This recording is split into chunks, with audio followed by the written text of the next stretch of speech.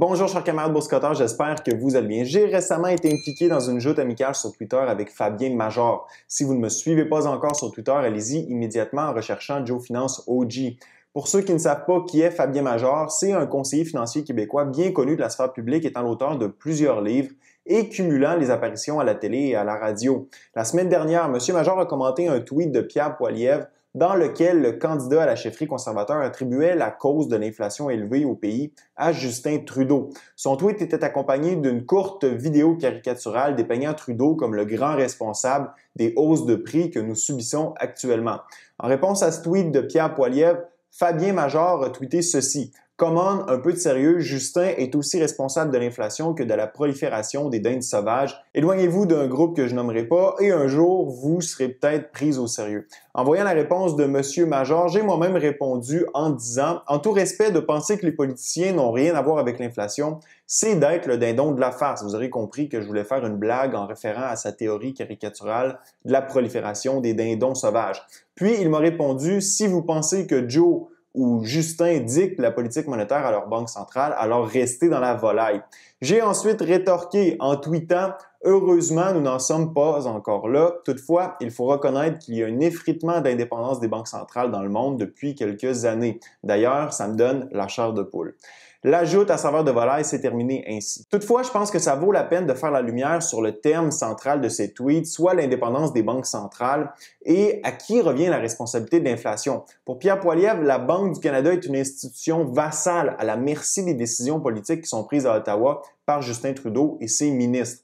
Le gouvernement Trudeau et la Banque centrale ne font qu'un. L'inflation est causée par le fait que la BOC a permis, sur demande du politique, de monétiser la dette du gouvernement. Pour Fabien Major, la réalité est tout autre. Selon lui, Justin Trudeau est aussi responsable de l'inflation qu'il est responsable de la prolifération des dindes sauvages. Il avance aussi que la théorie de Poilievre relève de théorie du complot, s'apparentant à celle d'un groupe dont je ne prononcerai pas le nom ici. En d'autres mots, Fabien Major croit en une séparation totale, étanche et complète entre le politique et la Banque centrale. Par le fait même, il admet que l'inflation n'est aucunement une conséquence des politiques de Justin Trudeau. En résumé, l'un croit que Trudeau est à la tête de la Banque centrale et qu'il influence directement la politique monétaire, alors que l'autre croit que Trudeau et ses politiques n'ont rien à voir avec l'inflation. Assurément, la vérité se trouve probablement entre ces deux extrêmes. C'est d'ailleurs ce que je tentais d'exposer à travers mes tweets. Selon moi, de rejeter l'entièreté de la faute sur Justin Trudeau est aussi trompeur que de l'exempter de toute responsabilité dans les hausses de prix que nous subissons actuellement.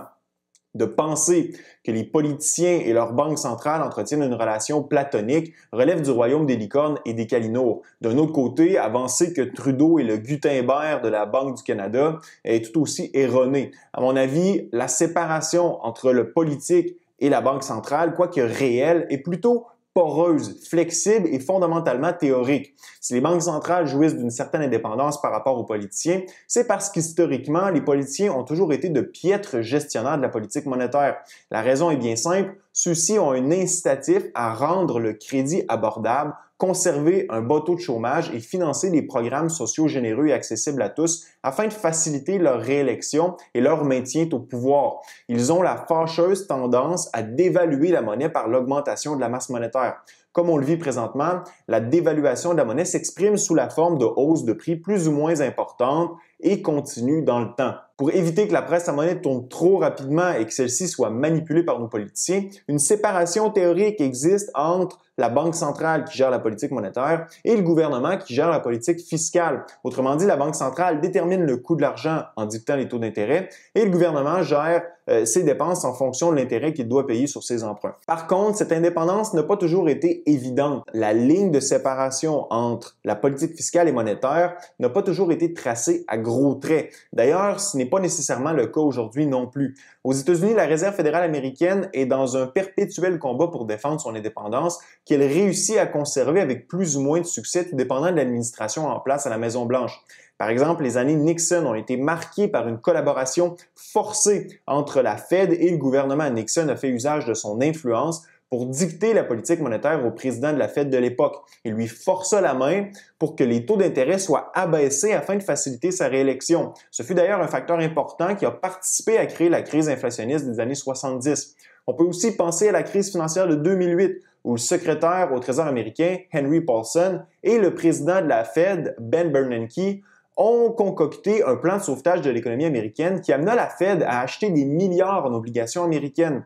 Une étape importante fut alors franchie dans le rapprochement entre la Banque centrale et le gouvernement américain. Ce dernier devint dépendant de sa banque centrale pour financer ses déficits. Lorsque je dis que l'indépendance des banques centrales est théorique, je fais référence à la structure de celle-ci. Par exemple, au Canada, la Banque du Canada a été nationalisée en 1938. Elle appartient donc à l'État directement, ce qui permet de relativiser fortement le concept d'indépendance de la Banque centrale par rapport au pouvoir politique. C'est un peu comme si on disait que la Caisse de dépôt et placement du Québec était complètement indépendante de l'État québécois. C'est une indépendance qui est perméable, dont l'ingérence du politique dans ses affaires nous l'a démontré maintes fois. C'est un principe similaire qui s'applique avec la Banque du Canada. La loi sur la Banque du Canada nous dit que le sous-ministre des Finances siège sur le conseil de la Banque du Canada et a une voix consultative.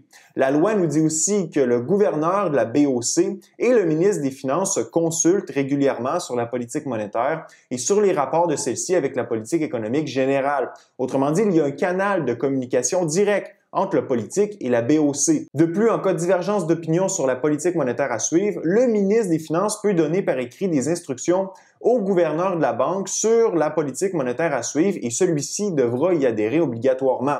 Bien que ce ne soit jamais arrivé, cet article démontre que l'indépendance de la Banque du Canada est théorique. Le ministre des Finances et le gouverneur de la BOC, entretenant des consultations régulières, on réalise que la séparation entre les deux pouvoirs, comme je le mentionnais précédemment, est poreuse et flexible. Pourtant, plusieurs études ont démontré que l'indépendance des banques centrales est cruciale dans l'atteinte de la cible d'inflation que celles-ci se sont fixées.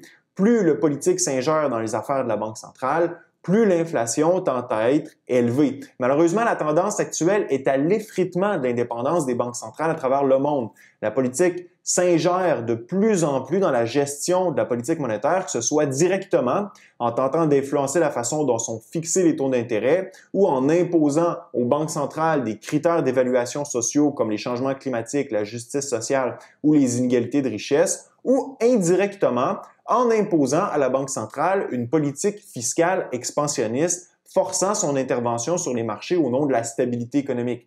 La ligne entre la politique fiscale et la politique monétaire devient de plus en plus embrouillée malgré le fait que les politiciens tentent de nous convaincre du contraire. En terminant, de dire que l'inflation est la faute de Justin Trudeau ou de Joe Biden est un abus de langage. Cependant, de croire que les banques centrales jouissent d'une indépendance béton et que les politiciens n'ont rien à voir avec les hausses de prix actuelles relève de la pensée jovialiste. La réalité se situe à mi-chemin entre les deux visions. Les banques centrales, que ce soit la Fed ou la BOC, jouissent d'une indépendance, mais celle-ci est loin d'être absolue. La politique fiscale dictée par les politiciens au pouvoir influence les décisions des banques centrales. Comment ne pas voir en l'augmentation de la dette publique à des niveaux records un frein à l'agressivité potentielle de nos banques centrales dans leur combat contre l'inflation? Par ailleurs, comme on l'a vu avec la Banque du Canada, la structure même de celle-ci nous confirme que son indépendance est à toute fin pratique théorique.